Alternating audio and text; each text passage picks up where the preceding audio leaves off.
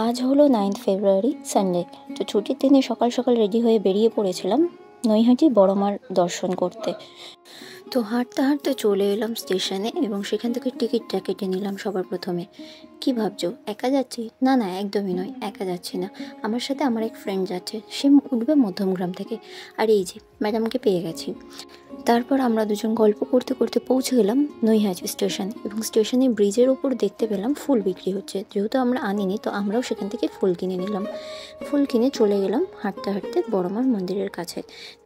আর সেখানে যাওয়ার পরেই আমরা সবার প্রথমে একটা ডালার দোকান দেখে সেখান থেকে ডালাটা কিনে নিলাম। এই যে এই দোকানটা থেকে আমরা ডালা কিনেছিলাম। আমরা নিয়েছিলাম 51 টাকার একটা ডালাটা নেওয়ার পর আমরা চলে গেলাম লাইনে দাঁড়ানোর জন্য। জানো তো, এটা আমার সেকেন্ড টাইম বড়মার কাছে আসা। প্রথমবার যখন এসেছিলাম তখন কোনো লাইনই পাইনি, একদম ফাঁকা ছিল। তো এইবার একটু লাইন ছিল। 10 মিনিট ধরে হাঁটছি, এখনো লাইনের শেষ খুঁজে পাইনি আমরা। লাইন চলছে, এটা চলছে, আর আমরাও হাঁটতে আছি। দেখা যাক লাইনের শেষ কোথায় ঘর।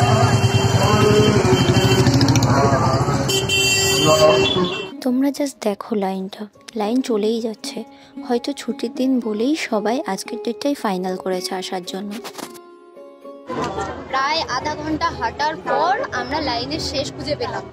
এখন লাইনে দাঁড়িয়ে আছি, বিশাল লাইন। জানি না কখন পুজো দিতে পারবো। প্রায় 1.5 ঘন্টা হয়ে গেছে লাইনে দাঁড়িয়ে, এখনো লাইন মেন রোডে যায়নি, এখনো গলির ভিতরেই আছে। 3 ঘন্টা লাইনে দাঁড়ানোর পর অবশেষে আমরা মায়ের মন্দিরের সামনে পর্যন্ত আসতে পারলাম এবং ভিতরে যাব এখন। তো আমরা ভেবেছিলাম ভিতরে যাওয়ার পরেই হয়তো আমরা পুজো দিতে পারবো মায়ের, কিন্তু না, তা নয়। এখন মন্দিরটা চেঞ্জ হয়ে গেছে অনেকটাই, প্রথমবারের মতন নেই একদমই। তো ভেতরে এসে দেখি তো এখানে আরও লম্বা লাইন আছে। তো সেই লাইনেও আমরা আবার দাঁড়িয়ে পড়লাম এবং লাইন চলছে। ভিতরের লাইনটা তোমরা জাস্ট দেখো একবার, এখানেও অনেকটা লাইন আছে।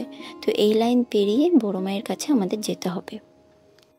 এবং সব শেষে যখন মায়ের কাছে পৌঁছালাম তখন মায়ের মুখটা দেখেই সারাদিনের ক্লান্তি, সব রকম অস্বস্তি, যেহেতু সকাল থেকে না খাওয়া ছিল, সব ভুলে গেছি। মায়ের মুখটা দেখেই আমাদের মনটা শান্তি হয়ে গেল। কত মানুষই না মায়ের এই সুন্দর মুখখানা দেখতে কত দূর থেকে মায়ের কাছে আসে, তাই না?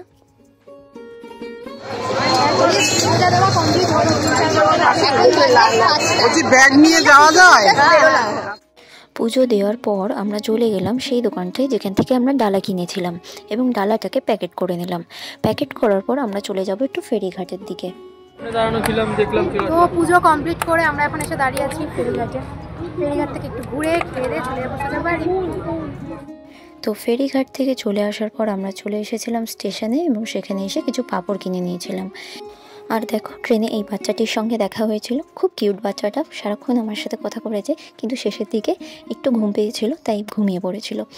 তো আজকের ভিডিওটা এতটুকুই। ভিডিওটা ভালো লাগলে একটা লাইক আর চ্যানেলটাকে সাবস্ক্রাইব করে দিও।